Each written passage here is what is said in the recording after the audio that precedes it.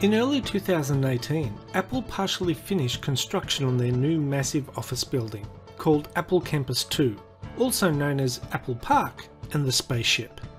It was a project started by Apple founder Steve Jobs back in 2006.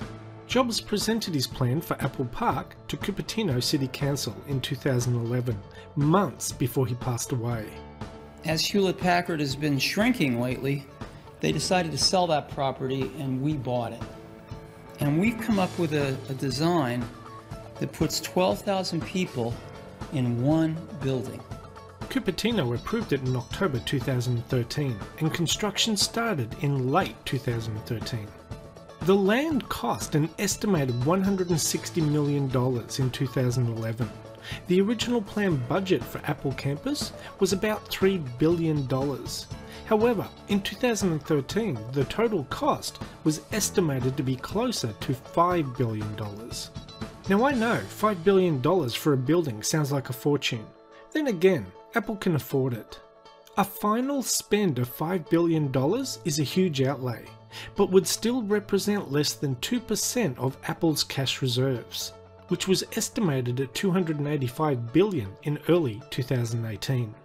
And the company is currently valued at nearly $900 billion as of February 2018, and is on target to be valued at $1 trillion in 2019.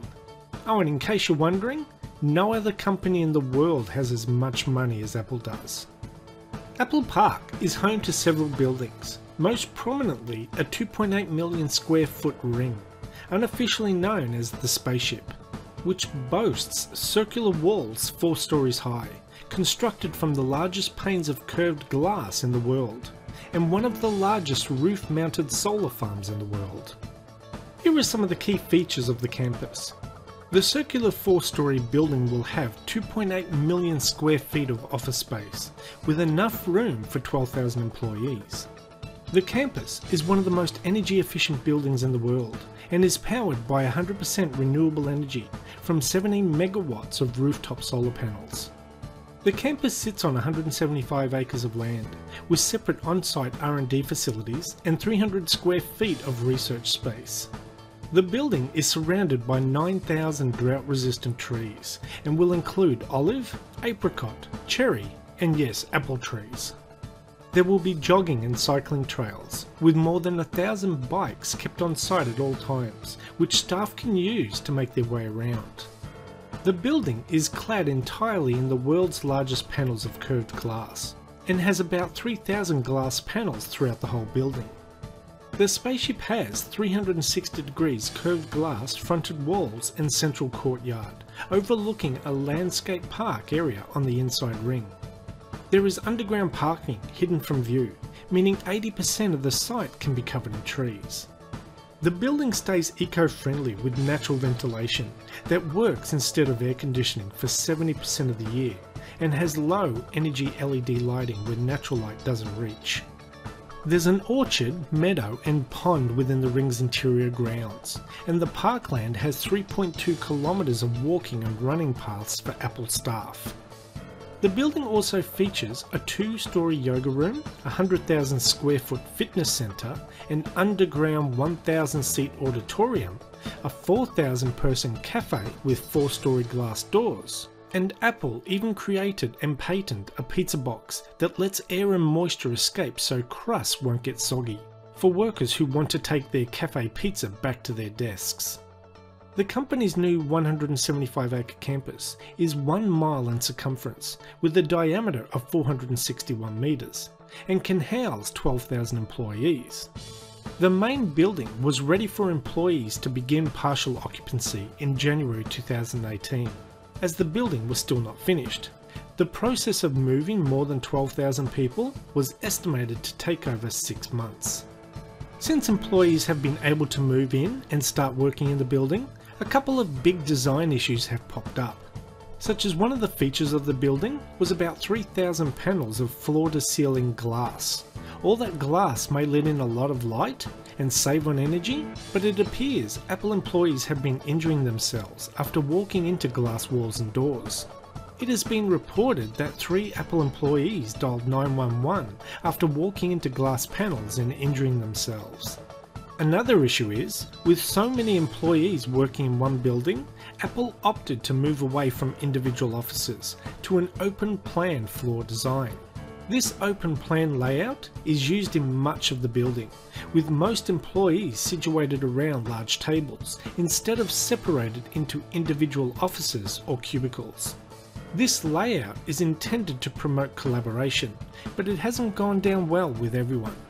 Apple employees are unhappy and reluctant to accept the working conditions on the campus. It has apparently angered some of the company's engineers and developers, who are used to private offices or cubicles. Open plan offices have become more common since the 1990s, but have come under scrutiny in recent years. A recent report stated that open plan offices are sabotaging employees' abilities to focus at work, with office workers losing 28% of their productive time due to interruptions and distractions. The biggest problem with companies changing anything are the workers. People in general hate change and are reluctant to change, but I guess if you want to work for one of the biggest companies in the world, they best learn fast that change is a part of life, and you have to accept it. Now, before I end this video, I would like to give a special thanks to Sasha from OxySasha YouTube channel, who filmed drone footage of the Apple campus on 3 separate occasions, specifically for me and this video. Thanks a lot, Sasha. I really appreciate it. Anyway, that's the end of this video. Thanks for watching, and we'll see you next time. Bye-bye.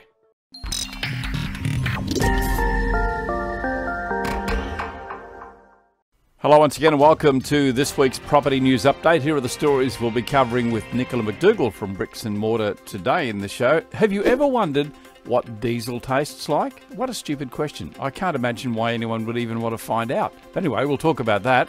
All aboard the waves of history, the buildings that no one wants, the valley of tech titans, and a billionaire's penthouse sells at a loss. I guess if anyone can afford it, they can. And hey, we've also got a couple of new segments for you too. The one that we started last week, which was building stuff ups, we'll show you that at the end of the show. But halfway through, we are going to reveal why women live longer than men. Back in just a moment.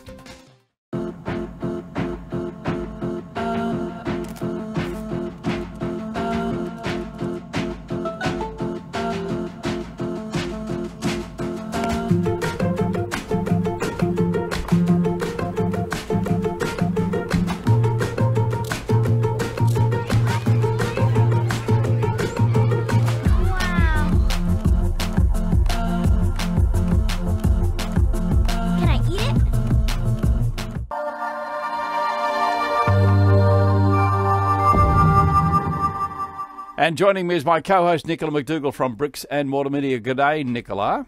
Hello, Kevin. How are you, darling? Good. I thought it would be appropriate having you on as the female person in the team as we talk about why women live longer than men. And you might have some insight into that. I'm sure you will when you see the photo. I'm sure I will, and then I'm sure that I have many other insights as well. Yeah. Whether I'll be allowed to disclose them or not, or share them, we'll find out in 5 minutes. I'm sure you do, my friend. Okay, let's go to story number 1. This one comes from News Limited. Ever wondered what diesel tastes like? $450 rent a week sounds like a great deal, right? However, just check out this Melbourne listing. It's got some interesting floor plans, Nicola. Yes, this is an interesting story about a listing which is no longer online, I might add, where the kitchen was part of the garage. And do you know, Kevin, or not, when I was reading this story, it wasn't clearly it was an existing property, it wasn't a new one, but the plans sort of seemed to indicate to me when I was reading it that it was a new property. But yeah, clearly, I don't know, like, what, are they turning a garage into a house, or are they just combining a kitchen and a garage, a car park, a garage, expecting that would be okay to, I don't know what type of renter would think that was okay. No, well, what it looks like to me is that the garage was there. There was probably an annex beside the garage, maybe a workshop, and they've turned that into living accommodation. Where do we put the kitchen? Well, we've got to put it in the garage. But yeah, curious. I mean, and clearly, the authorities have been onto that and said that it doesn't, it can't be. It's illegal for a property like that to be a rental property. So no wonder it has disappeared from the world of online because we were pretty quick to get it. We got it. I know you did. Very well done. Yes, I know. Okay, a reminder for you that tomorrow Real Estate Show number 352 is out. It'll be on our website, realestatetalk.com.au, and also on Property TV. Investment flawed thinking, a few things that might just set the record straight. Cities with the lowest deposit thresholds. Tragedy inspires some industry support. Lovely story, this one. First home buyer numbers are growing, and why property might not be right for you. You want to check that out. Real Estate Talk. It is out tomorrow. Hey, let's go to story number 2. This one comes from Forbes. All aboard the waves of history. If you're going to do a reno and you're going to do it and have something on the water, this would be the way to go, I would reckon. It's an ex-US Coast Guard ship that's been luxuriously renovated. Indeed, and for sale now in the millions of dollars, I think 5.2 million, something like that. What was interesting in this story, Kevin, the owners actually purchased it back in 2000, so nearly 2 decades ago, for $126,000 and have spent millions of dollars refurbishing it, and the resultant, nearly 20 years cruising around the world in this magnificent vessel that you could, ocean views, literally, anywhere you look, and the ability to pull up at any port around the globe and have multi-billion-dollar views, I guess. But owning a boat comes with its own challenges. Well, it does, but just imagine no water tax, no water rates, no rates on your property. But I think there'd be probably some other ancillary expenses that might be much, much higher. Exactly. My brother tells an anecdote. He actually lives on a boat, not of this calibre, I might add. Oh. Yes, in Motueka in New Zealand. And he said when you own an old boat, it's like just opening your wallet and just turning it upside down and letting all the money flow out of it. Yep. But clearly with this one, which is a prestige condition, a wonderful looking vessel, probably not so much of a problem that, one of the type of screws that you need to use in the vessel might cost you $100. Probably don't need to worry about that too much.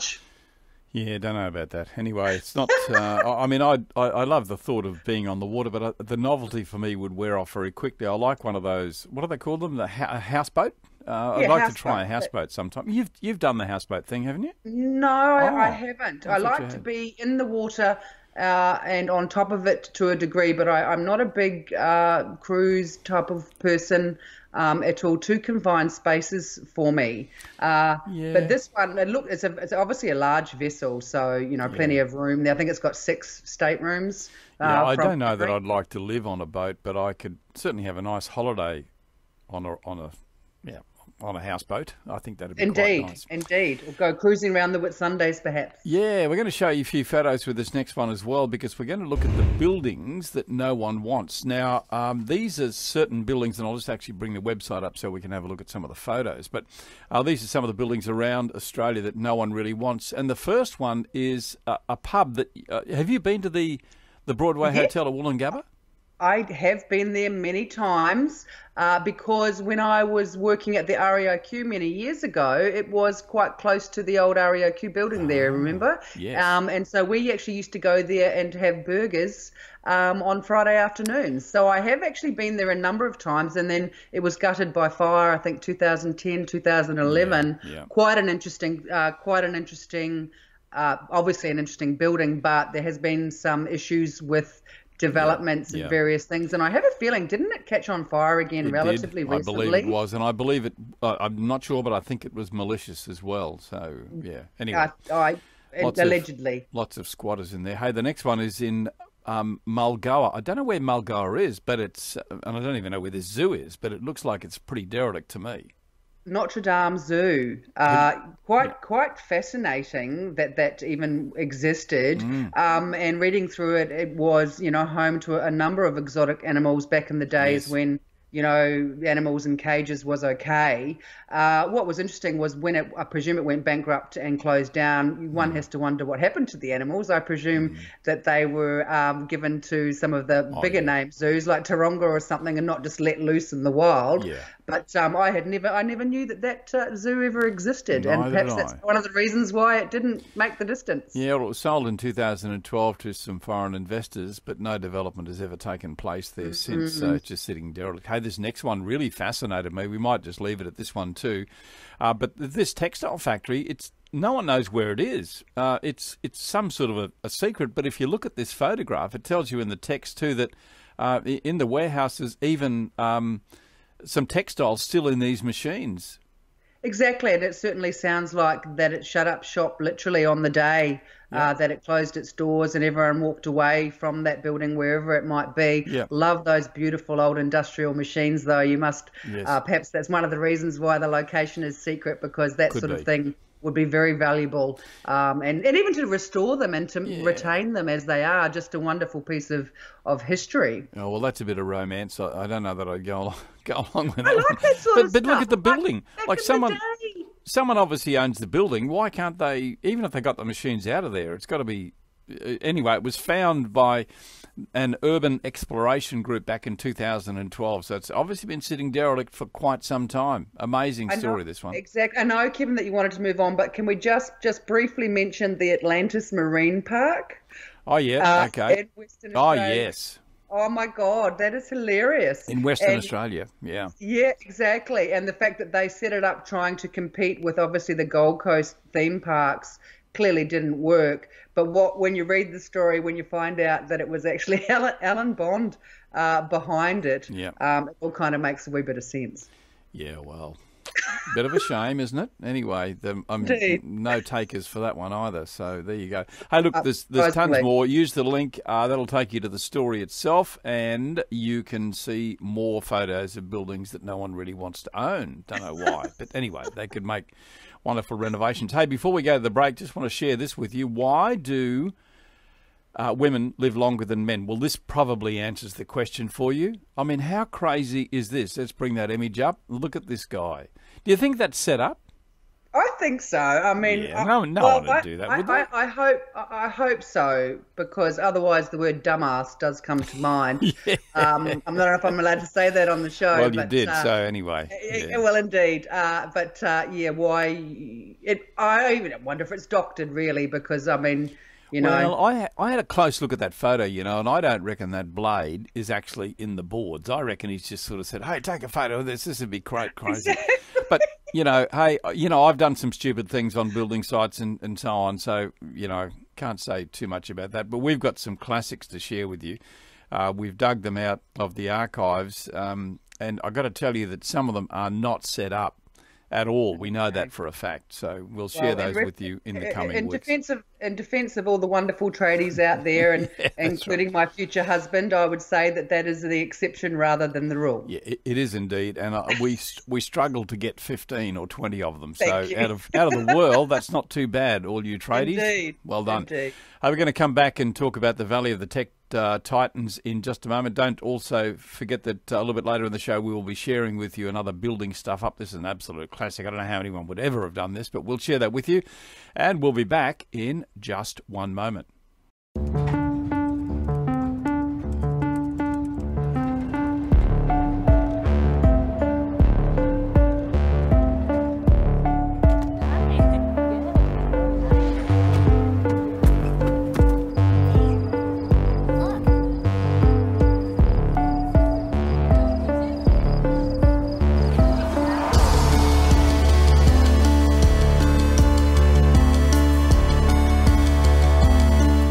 Welcome back to the show. Next story, Nicola. My co-host is Nicola McDougall from Bricks and Mortar Media. This one comes from The Guardian, the Valley of Tech Titans. Half the world's tech billionaires are living in Silicon Valley. I was in Silicon Valley only about 2 months ago. What will this extreme level of wealth mean for its residents? What do you think? Well, as the story outlines, with that level of wealth coming into a location which formerly was, probably a reasonably priced sort of place. I think the median house price now is pushing the $1 million mark US. You are starting to see the push out of all of the, essential services workers and things like that who just can't even afford to live there. But what was quite odd, I suppose, in the story was about some of the open homes that they're having. I know, and aren't they bringing in amazing? Yeah. were the flamenco dancers, was Yep. it, or Yes. bands and Yes. various strange bits and pieces, because the level of wealth there is extraordinary. Some of the quite well known tech billionaires buying up houses willy-nilly around their mansions, I presume their Yes. estates, just for privacy reasons, including paying not only above value, probably double value. Yes. And in the story as well, was there something about you could rent a van? Yep. So some people are actually even renting vans so that they can Yeah. stay in that area, and also the fact that teachers and the like are sometimes commuting up to 2 hours to work What there. struck me when we were in Silicon Valley is that, I mean, obviously Silicon Valley is all about industry. That's where all of the tech giants work, and I guess there's a huge number of workers there, and for them to live in that area becomes very expensive, so therefore they're going to travel a long way to get there. So Facebook have actually built their own, and they're building several of them, towers just for their workers to rent, and they'll rent them back. So it's not a commercial venture, it's purely just to house their people at Facebook. We actually did drive around the area around Facebook, and it's massive. They're building their new headquarters, of course, as well. So yeah, a lot of development, a lot of cranes in Silicon Valley right now. It does. I don't know whether I should say this, but I'm going to. It just popped into my mind. It does remind me a wee bit of the song "Welcome to the Hotel California." You can, you can check in, but you can never leave. Yes. Well, I suppose that's right, isn't it? I mean, would you want to live right next door to where you work? I mean, obviously for those of us that, I know you do, and but working just down the street, how could you pull a sickie? Because they know, oh, the blinds are up. Oh, I saw them partying on the balcony last night. They're not really sick. That's right. Yes, you'd have to hide in your apartment, wouldn't you? Or, exactly. Or bribe all your neighbours. Yeah, it's incredible how your mind works. That never ever occurred to me. No. Move on. Okay, let's go to another story. This one comes from Mansion Global. That'll probably give you a bit of a hint about what we're talking about here. A billionaire penthouse sells at a loss. This is a Sydney penthouse, absolutely magnificent, and is sort of kind of like a reflection of what the Sydney market's doing right now. But when you get into, multi-million-dollar properties, the amount of loss can be very, very high, as we saw here. Obviously, it's multiples of discount. So, the average person might have to discount their property by 5%, and it might make the difference of $10,000 or $20,000. But when you're talking about properties that are valued, 10, 15, $20 million, that discount is quite deep completely. I think the discount, was it 2 mil, 1.5 mil? Yeah, something like that, yeah. Something like that. But also what piqued my interest in this story, Kevin, again, was the reason for selling, potentially something to do with foreign investment ownership, perhaps. I don't know, allegedly, but it just seemed, and obviously with the small number of buyers that would be available in the buyer pool to purchase that property, you just and move it on. potentially some time pressures. When the market starts to soften, it's the top end of the market that feels it the most, and if you have to sell for whatever reason that might be, and you don't get to, choose the market conditions, you just have to take what you can get. You do, and I sometimes wonder if she ever actually stayed in the apartment. I doubt it. I don't think it's probably ever been lived in. So, yeah, well, it was a good deal for someone. Hey, we're going to take you to our building stuff up. This photo, you're going to have to look carefully, but look at the window and see the chimney behind it. This is a chimney with a view. Now, a couple of things occur to me about this one. Obviously, what came first, the window or the chimney? That's like a joke. Have you got the punchline? Chicken or the egg? Who knows? But I'd reckon I would. Actually, I don't know. To be honest, I really don't know. Probably the chimney came after the. Maybe that's the only place you could put it, and therefore the chimney had to go past the window. I don't know. No. It is very odd indeed, and clearly, or you never know, it might just be wallpaper of the inside of a chimney. It might not be the real chimney. Oh, Nicola, don't blow my. Oh. No, you can see the chimney going up through the roof. It is a chimney, but I also feel that you probably should expand that joke and let me know next time I'm on the show. Yeah, I think what I would have done is maybe chimney of the house. if the chimney came after the window, I probably would have just closed the window up. Exactly. Put boards over it or something. Anyway, hey, it makes for a great photo. Thanks It for does whoever indeed. sent that in and It made does. that public. Hey, The Nicola, mind that's where we're boggles. going to wrap the show for this week. Thank you so much for your talent, your input. It's always great talking to you, my friend. Thank you, Kevin. Always good to be here. And you have a great weekend. I will. You too. Okay, and I will see you next week right here, Property News Update. Don't forget our auction update is coming out later today. We'll give you an insight as to what's happening all around Australia, and we'll also on Monday be returning with the top sales, and we'll take you inside the top sales in Brisbane, Sydney, Melbourne and Adelaide. And over the weekend too, Real Estate Talk is out as well. I'm Kevin Turner. On behalf of Nicola McDougall and myself, we'll say farewell for now. See you next week. Bye-bye.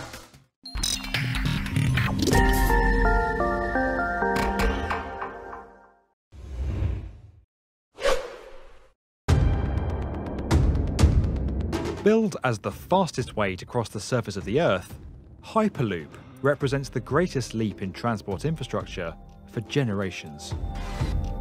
With passengers sitting in pods that travel at airline speed through pressurized tubes, using electric propulsion and magnetic levitation, the concept promises to slash journey times between major cities from several hours to a matter of minutes. Whilst it may feel like science fiction, Hyperloop is now on the cusp of becoming a reality. This is the story behind the concept that's about to revolutionize our world.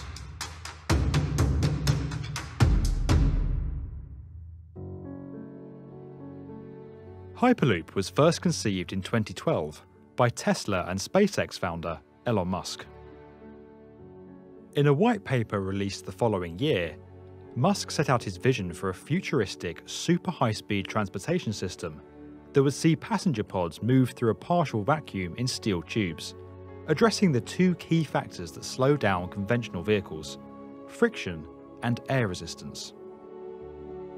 Exploring a potential route between Los Angeles and San Francisco, Musk believed that his concept could slash the 8-hour bus ride, 4-hour train journey, and convoluted 3-hour air travel experience between the two cities to just 30 minutes. Under Musk's first Hyperloop proposal, he suggested that compression fans would move air around the passenger pods to minimise drag and create air bearings beneath them, floating them off the surface of the tubes. It should be noted that Musk's early Hyperloop concept is not a million miles away from Isambard Kingdom Brunel's atmospheric railway that ran between Exeter and Plymouth in the UK from 1847 to 1848. That system moved carriages with pressurised air. The air was extracted from a pipe that ran between the rails by pumping stations situated roughly every 3 miles along the route, creating a vacuum. A piston contained within this pipe was connected to the train, which pulled it forward. Despite its initial success, the leather flaps that made the vacuum pipes airtight soon began to fail, causing air to leak from the system, and Brunel's railway was abandoned. With an estimated price tag close to $6 billion, Musk's first Hyperloop concept never came to fruition. But the impressive idea and potential to link cities in such a direct way sparked intense interest. From inception, Musk had always stated that the concept of Hyperloop would be open source, and he actively encouraged others to come together and develop the necessary technology independently from his involvement. This led to the formation of several startups and student teams developing various aspects of Hyperloop technology with varying degrees of success. Now, several fully fledged companies are making significant strides to bring Hyperloop systems into reality. Hyperloop Transportation Technologies, or HTT, are making aggressive advancements and recently constructed a full-scale test track in France. But the clear leaders of the pack in the current standings are Virgin Hyperloop One.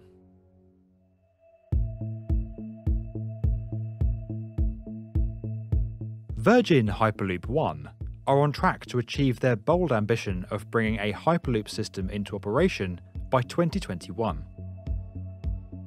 Originally formed in 2014 as Hyperloop One, the company was rebranded following a significant investment from Sir Richard Branson in 2017.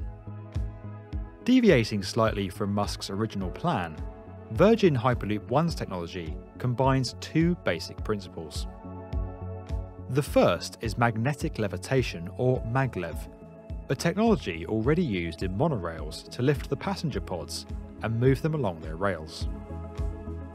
Magnetic levitation uses two sets of magnets, one to repel the train from the track and lift it upwards, and the other to move the floating train along the track at considerable speed with reduced friction.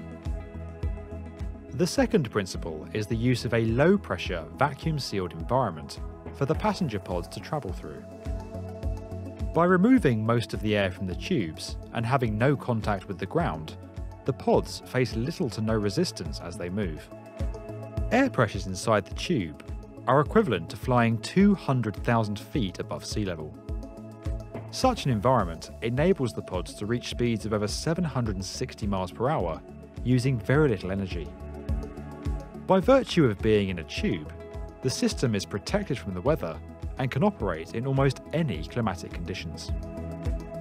Virgin Hyperloop One's system is controlled by advanced software that ensures acceleration and deceleration occur gradually, going relatively unnoticed by those travelling inside.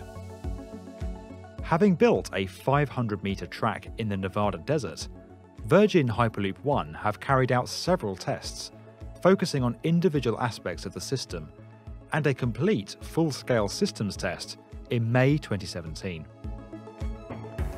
The propulsion, braking, levitation and vacuum systems are all performing well, and the team have achieved a top speed of over 240 miles per hour to date.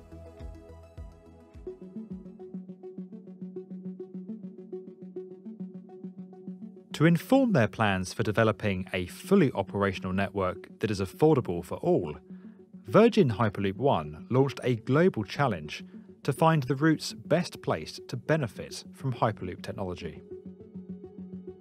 With over 2,600 entries, the field was reduced to just 35 potential locations, with each entry enjoying strong support from governments and urban planners. With 10 winners across 5 countries, Virgin Hyperloop One are now working in partnership with each of the locations on how best to deliver the Hyperloop technologies in live networks.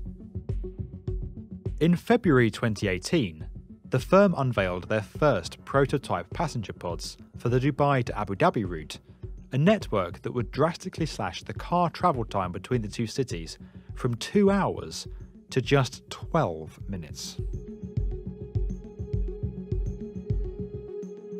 The advantages of Hyperloop are considerable. Like train stations, Hyperloop stations, called portals, are planned to be located within inner-city areas with easy links to existing transport infrastructure. This gives Hyperloop systems a distinct advantage over air travel, where airports tend to be located beyond city limits with fewer accessibility options. Additionally, the system is being developed to function on a turn-up-and-go principle, without a lengthy check-in process, and with accelerated, advanced security checks. Another clear benefit is its speed. If Hyperloop could significantly reduce the travel time between cities, it could be possible to live in a completely different city or a part of the country from where you work, with a commute no dissimilar in length to the one you perhaps take today. This opens up a wide range of housing and employment opportunities, with people no longer having to live close to where they work. It could also take pressure off our cities, where infrastructure is often still catching up with development, and where house prices have become unattainable for most. With speeds rivaling aircraft, and 9 of the top 10 busiest air routes in the world being domestic, Hyperloop has the potential to completely revolutionise the way we live, work and travel. A Hyperloop system requires very little energy to propel pods through its tubes, as the vacuum environment poses little resistance.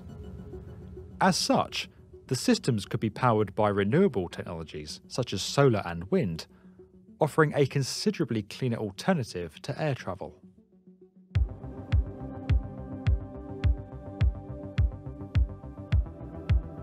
When you consider the prospect of people being propelled in tubes across the Earth's surface at near supersonic speeds, there are a number of questions that instinctively jump to mind. Perhaps the first is the impact of a potential break or breach in one of the tubes, possibly as the result of an earthquake or external impact. Virgin Hyperloop One explained that they have addressed this by constructing thick steel tubes that are extremely difficult to puncture or break. Additionally, the tubes are engineered to withstand changes in pressure and air leaks while maintaining their structural integrity. Theoretically, a sudden influx of air into one of the tubes would simply slow the pods down due to the increased air resistance. The pods could then be directed to the next portal via an auxiliary power boost. There is also the ability to section off parts of the route and to repressurise sections where significant emergencies occur, and all pods are expected to be fitted with emergency exits. Externally, Hyperloop systems will largely travel on elevated, seismically designed pylons that are able to move and flex independently of one another, minimising damage in the event of a major ground shift. Sensors along the route would instantly report issues to the system's control centre. In answering the natural safety concerns raised, Virgin Hyperloop One also point out that millions of people already travel at high speeds in metal tubes every time they take a flight, and that numerous concerns surrounded the use of jet aircraft when that mode of transportation first came to prevalence. While the idea of Hyperloop may seem far-fetched, when you consider the industrial progress made in the past 200 years, the current rate of technology adoption in our societies, and the significant advances being made by Hyperloop companies around the world, this incredible new transportation system looks set to become part of our everyday lives in the very near future.